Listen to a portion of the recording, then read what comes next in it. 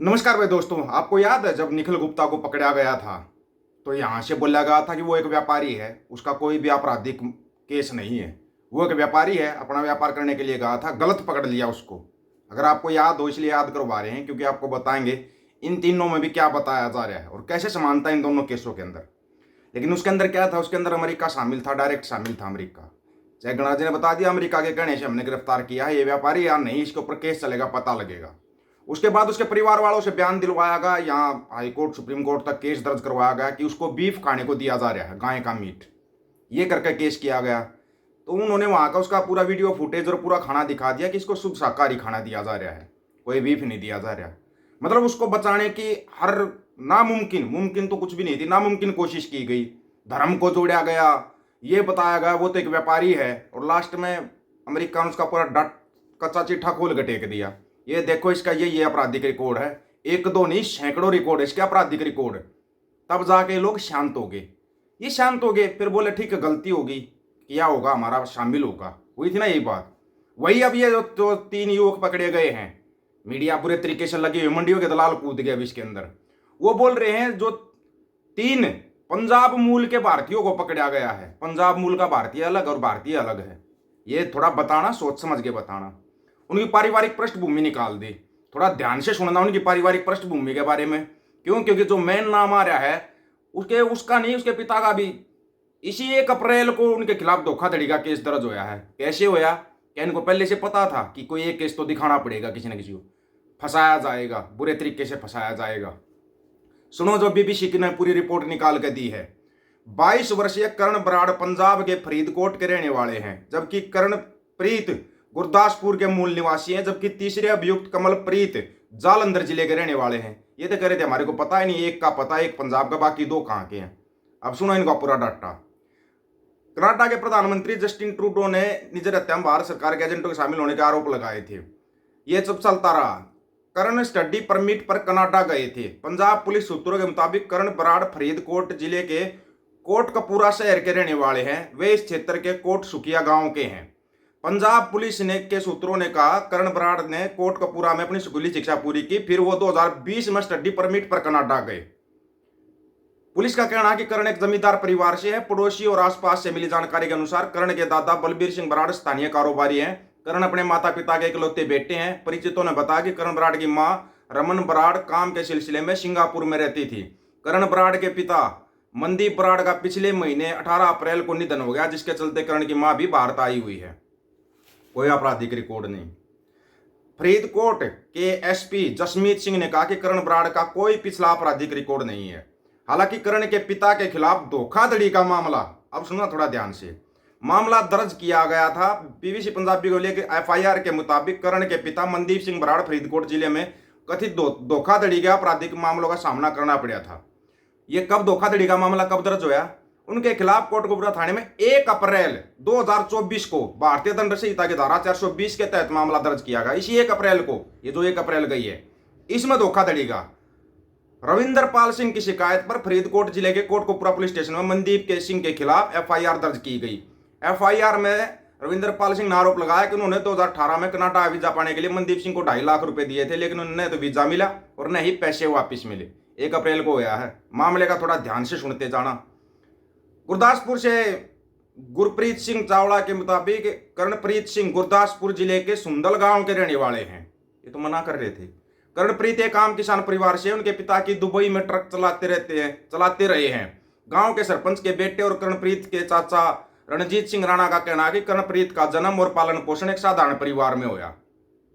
उन्होंने कहा कि प्राथमिक शिक्षा पूरी करने के बाद करणप्रीत 2016 में दुबई चले गए, जहां अपने पिता के साथ लगभग 4 साल तक ट्रक ड्राइवर के तौर पर काम किया। आपको पता होना चाहिए सबसे ज्यादा तनख्वाह होती है ना ट्रक ड्राइवरों की होती है। अगर दुबई में ट्रक चला रहे थे, उसका काम मिल रहा था, तो फिर कनाडा जाने का क्या मतलब था? फंसेंगे, अपने बयानों में फंसेंगे। करणप्रीत के कनाडा जाने के बारे में रणजीत सिंह ने कहा कि करणप्रीत वर्क परमिट पर कनाडा गए थे। उन्होंने कहा कि करणप्रीत पिछले 3 साल से कनाडा में थे, जहां वह ट्रक चलाते थे। दुबई में ज्यादा तनख्वाह है, वो फिर कनाडा में चलाने आ गया। उन्होंने यह भी बताया करणप्रीत का यहाँ कोई आपराधिक रिकॉर्ड नहीं है, बल्कि उनका स्वभाव काफी मिलनसार है, इसलिए उनकी गिरफ्तारी से ग्रामीण काफी हैरान है। उन्होंने कहा करणप्रीत ने अपनी स्कूली शिक्षा अपने गांव के पास एक स्कूल से पूरी की। उन्होंने पंजाब में रहते हुए उसके किसी भी आपराधिक गतिविधि में शामिल होने के बारे में कोई जानकारी नहीं। कर्णप्रीत के परिवार ने कहा उन्हें यकीन नहीं हो रहा कि उनका बेटा ऐसे अपराध में शामिल हो सकता है।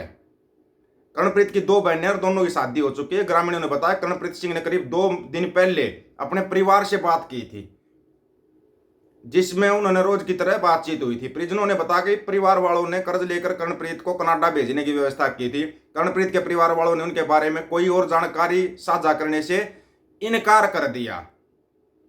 अब आते कमलप्रीत सिंह पे। पंजाब पुलिस की ओर से बताया गया संदिग्धों में से एक कमलप्रीत सिंह जालंधर जिले के नकोदर सब डिवीजन के गांव चक कला के रहने वाले हैं। कमलप्रीत सिंह ने नकोदर के एक निजी स्कूल में पढ़ाई की। साल 2019 में उन्होंने 12वीं की पढ़ाई पूरी की। उसके बाद वह स्टडी वीजा पर कनाडा चले गए। वहां पर तो उनके पास कोई डॉक्यूमेंट ही नहीं है, कोई स्टडी वीजा पर, कोई वर्क परमिट पर डॉक्यूमेंट किसी के पास नहीं। कमलप्रीत का परिवार आर्थिक रूप से मजबूत है क्योंकि उनके पिता सतनाम सिंह नौकरी में और गांव में अच्छी जमीन भी है। पंजाब पुलिस के एक अधिकारी ने बताया कमलप्रीत की बहन भी कनाडा में रहती है, जबकि उनकी मां भी 2022 में उनसे मिलने कनाडा गई थी। जालंधर ग्रामीण के वरिष्ठ पुलिस कप्तान अंकुर गुप्ता ने फोन कर बताया, जहां तक हमने जांच की है कमलप्रीत सिंह का जालंधर जिले में कोई आपराधिक रिकॉर्ड नहीं है। कमलप्रीत के पिता सतनाम सिंह ने बताया, हमें अपने बेटे की गिरफ्तारी के बारे में खबरों से ही पता चला है। यहाँ हमारे लिए दुखद है। कमलप्रीत 2019 में स्टडी वीजा पर कनाडा गया था। वह पिछले 2 साल से गुरदासपुर के कर्णप्रीत के साथ रह रहा था। हमने कर्ण बराड़ के बारे में कभी नहीं सुना। यहाँ पर संदिग्ध कौन बन रहा है? कर्ण बराड़, जिसके पिता पर भी एक महीना पहले ही FIR भी दर्ज होगी। अभी तक जो भारतीय सरकार बोल रही थी अपना कोई वो नहीं है। अब सुनो थोड़ा सा। भारत के विदेश मंत्री एस जयशंकर ने कहा भारत कनाडाई पुलिस द्वारा गिरफ्तार किए गए 3 भारतीय नागरिकों के बारे में जानकारी साझा किए जाने का इंतजार है। उन्होंने कहा, क्या वहां इन लोगों का कोई आपराधिक गिरोह सक्रिय था? हम इंतजार करेंगे कि कनाडा पुलिस हमें इसके बारे में बताए। ये हमारी चिंता है। विदेश मंत्री जयशंकर साहब बोल रहे हैं ये हमारी चिंता है। हम उन्हें ये बता रहे हैं कि उन्होंने भारत से कनाडा में विशेष पंजाब से संगठित अपराध की अनुमति दी है। कनाडा में भारत के उच्चायुक्त संजय वर्मा ने कहा कि इन तीनों भारतीयों के बारे में कनाडाई अधिकारियों से नियमित जानकारी मिलने की उम्मीद है। उन्होंने कहा, मैं समझता हूं कि यह गिरफ्तारियां कनाडा की जांच का नतीजा या कनाडा का आंतरिक मामला और इसलिए हमें इस पर कोई भी टिप्पणी नहीं करनी चाहिए। अभी तक तो जयशंकर साहब बोल रहे थे कि ये उनका आंतरिक मामला है, कनाडा की पुलिस से या कनाडा सरकार खुद करे तो उनका आंतरिक राजनीतिक मामला है। अब जयशंकर साहब बोल रहे हैं ये हमारे लिए चिंता का विषय है। वहां पर जो 3 भारतीयों को गिरफ्तार किया है हमारे लिए चिंता का विषय है। और आपको पता होना चाहिए इन लोगों की पारिवारिक पृष्ठभूमि इस प्रकार से निकाल ली गई है। कोई तो किसी का पिता तो किसान आंदोलन में था, उस पे वहां पे केस चल रहे हैं। कौन सा? लाल किले वाले, उनके साथ बताया था ना, पंजाब को बर्बाद करने के लिए ये लोग ऐसी ऐसी चालें चलेंगे आपकी समझ में नहीं आएगा। बाद में देखना इन लोगों का आपराधिक रिकॉर्ड भी निकलेगा और हो सकता है ये पंजाब के भी ना निकले। एक निकल सकता है पंजाब का, बाकी पंजाब के ना निकले, जहां तक हो सकता है। क्यों? क्योंकि इस मामले के ऊपर पूरी नजर रखना, आपको अपडेट देते रहेंगे, पूरी अपडेट देते रहेंगे। आपको इसके बारे में क्या कहना है भाई? जिस प्रकार से ये लोग मना कर रहे थे अब हाँ कर रहे हैं, इस बारे में आपकी क्या राय है? कौन सच बोल रहा है, कौन झूठ बोल रहा है? कनाडा सरकार सच बोल रही है, भारत सरकार सच बोल रही है? आप लोग अपनी राय रखना, आपकी राय बेशकीमती होती है, आपकी राय का इंतजार रहेगा। सभी साथियों को राम राम, नमस्कार, आदाब, सत श्री अकाल।